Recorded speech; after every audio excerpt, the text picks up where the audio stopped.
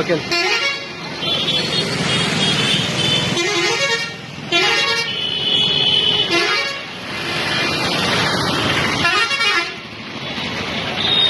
నాయకత్వం కేఎస్ షానవాజ్ గారి నాయకత్వం కేఎస్ షానవాజ్ గారి నాయకత్వం. మన ఆంధ్రప్రదేశ్ పిసిసి అధ్యక్షురాలు గౌరవనీయులైన షర్మిలా గారి ఆదేశాల మేరకు కదిరి ఇన్ఛార్జ్ కేఎస్ షానవాజ్ అన్న గారి ఆదేశాల మేరకు ఆయన ఆధ్వర్యంలో ఈరోజు శ్రీ బాబాసాహెబ్ అంబేద్కర్ నిండు సభలో అవమానం జరిగింది.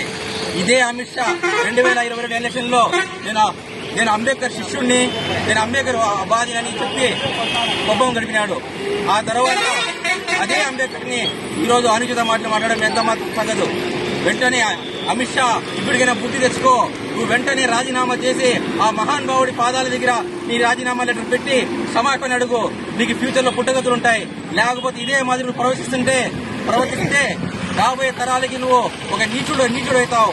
ఇప్పటికైనా బుద్ధి తెచ్చుకొని ఆ బాబాసాహెబ్ అంబేద్కర్ గారిని క్షమాపణ కోరి కోరాలని మేము కోరుకుంటున్నాం. అదే విధంగా నువ్వు ఒక క్షమాపణ కోరకపోతే రాబోయే తరాలకి నువ్వు ఒక నీచుడిపోతావని నేను జై బాబాసాహెబ్ అంబేద్కర్.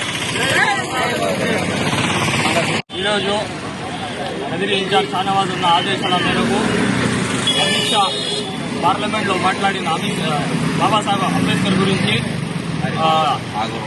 మాట్లాడిన వ్యాఖ్యలు ఈ క్షమాపణ అడగాలని కోరుకుంటున్నాము. వెంటనే రాజీనామా చేయాలని కోరుతాను. నాకు వచ్చేది నాకు